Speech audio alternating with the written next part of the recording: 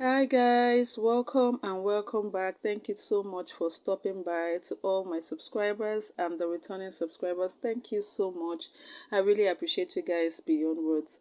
So guys, in today's video we'll be learning how to make a flamboyant flounce. It's actually a very easy tutorial that a beginner can comprehend.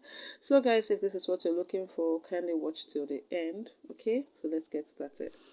So guys, for this illustration, the first thing to do is to determine, take an accurate measurement of where you want to place your flounce. So I'll be using this dress for this illustration, the dress on the mannequin.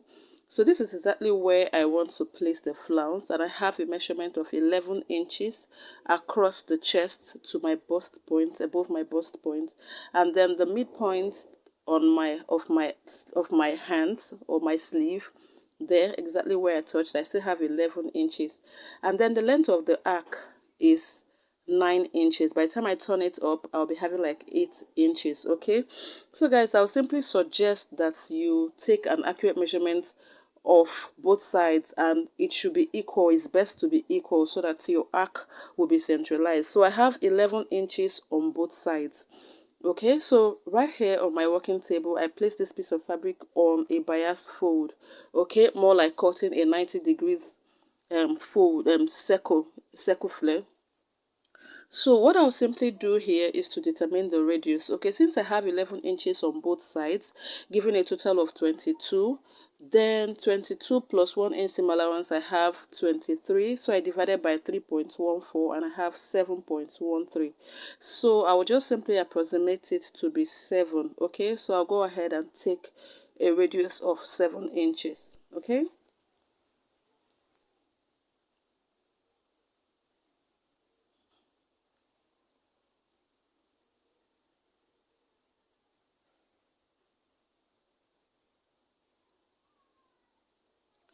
Okay guys, so having done this, the next thing I'll simply do is to take the length of my flounce, which is about 9 inches, like I highlighted on the mannequin, that the height of the flounce is 9 inches. So 9 plus 7 inches is giving me a total of 16 inches. So 9 inches for the flounce and then 7 inches for the radius, so 16. So from that point there, I'll go ahead and take a measurement of 16 inches round, like so. Okay, so I'll simply do this till I get to that point. So ensure that when you're placing your fabric on a bias fold, you know the measurement you're working with so that both sides will be equal. Okay, so I'll go ahead and connect this point to each other, as you can see me doing.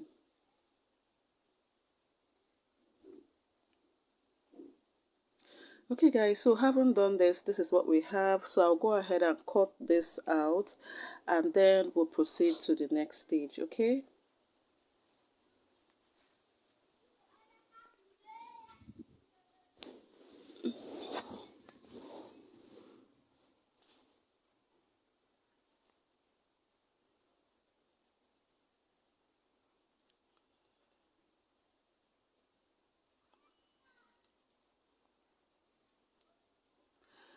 So guys, having done this, I'll simply go ahead and redraft the pattern. Okay, so I actually want the mouth there, that end there, to have a pointed end. Okay, so I'll just go ahead and use my free hand like draft to create a curve. Okay, from that end there, I'll just create a curve. Okay, so I don't want it to have the peplum look. I want it to have more like a pointy end there. So I will just go ahead and redraft it in this way. Okay, so you can simply go ahead and reduce it by 1 inch till you get to the point where you want it to stop, or you can just use your free hand to redraft it like the way I just simply did. Okay, so what I'll simply do next is to cut out the excess fabric that I have.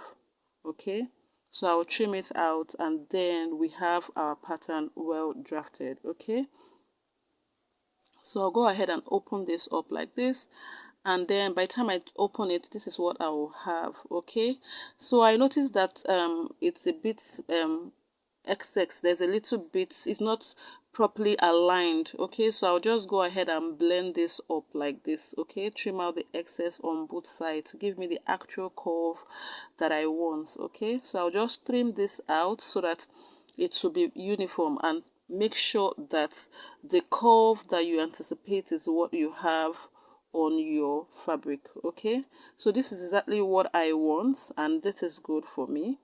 Okay, so by the time I place this on the fabric, this is on the dress, this is what I'll have, and that part, the central part, becomes the pointy arc for me. Okay, so what I'll simply do is to cut out more of this pattern. Okay, so I'll cut out like 3, because like 3 layers we have, so I'll cut out like 3 with the lining. Okay, so this is what we have. I've cut out like 3 of it, and then I use the gum stay for the lining. This is the lining, and the other one on the other side is the main fabric. So this is the lining with the gum stay, and then I made sure that I have a smaller one. One is just, the other 2 is of the same height, but the one on top is a bit smaller. Okay, but having the same radius. Okay, just a difference of 1 inch. Then I went ahead to use a crinoline on the upper part, on just one of it, okay, which is the upper one, to give me the structure that I want, and then I'll turn it up. Okay, so guys, alternatively, if you don't want to, you want to create a very precise structure, I would suggest that you can pipe your create a boning channel and use a plastic bone for it, not the Regilene bone. It might be difficult for you to manipulate while sewing with the Regilene bone. So you can pipe your plastic bone, create a boning channel with either your gum stay or your a bias tape. Okay, create a boning channel and then pass your plastic bone to give you a more precise structure that you want, most especially for the first layer, if you want it to really stand so firm. But for me, a crinoline, it's okay. It actually gave me what I want, so it's good. I don't want something too firm. I just want it to be a little bit flappy. Okay, so I'll just go ahead and give this a good press. So for the other ones, I just used a gum stay, which was fine for me. I didn't add any other thing. You can see I just used a gum stay and I notched it to relax properly. So I simply used just a crinoline for the first layer, which is a bit smaller than the other one, and then for the third layer as well, just the normal gum stay, and then I notched it to relax, and then I turned it inside out. Okay, so I'll simply give this a good press. Okay, after giving it a good press, I'll place the 3 of them together, having the one with the crinoline on top of it, and then I'll top stitch. Okay, when I give it a good press, I'll top stitch to close it up, and then I'll join the 3 of them together. Okay, so I've given a good press, trimmed out the excess, and then I top stitch and I place the 3 of them together, as you can see, and then I secured it with a pin. Okay, I just wanted you guys to understand what I was saying.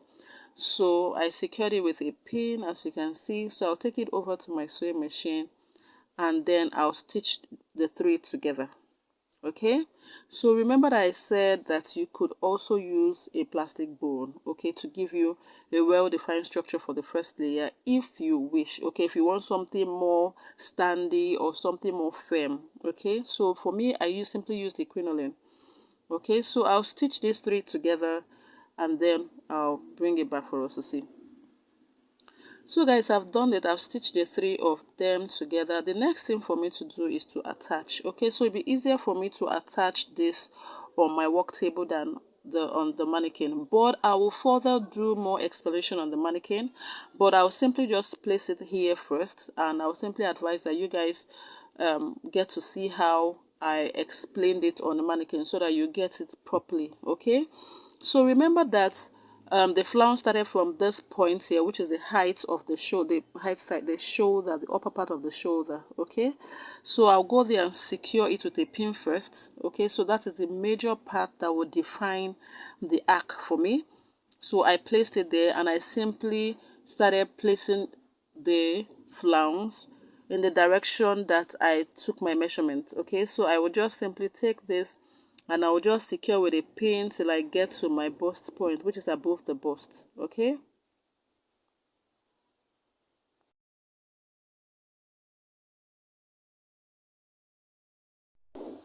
so guys, while you're securing your flounce to the dress with your pin, you have to be very creative at this point. Okay, just know how to play around the style. Just place it in such a way that you get the desired shape or the desired style that you want. Okay, so while you're securing with a pin, you continue to check. You understand?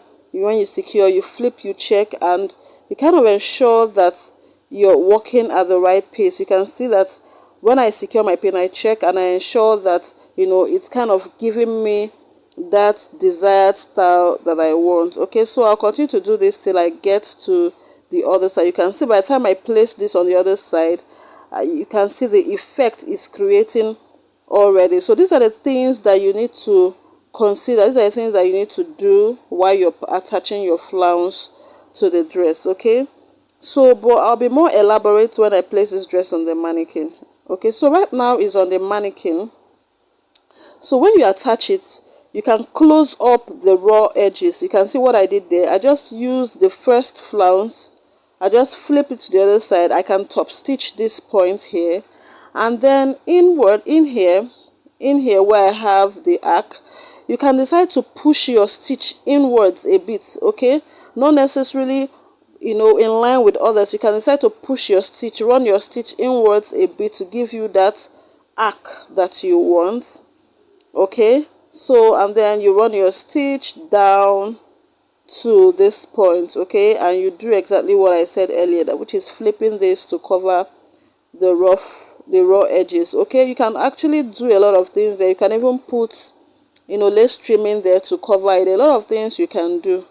So guys, we've come to the end of this video. Thank you so much for watching. I really appreciate you guys. Please don't forget to subscribe to keep the channel going and hit on the notification bell. See you guys in my next video. Bye.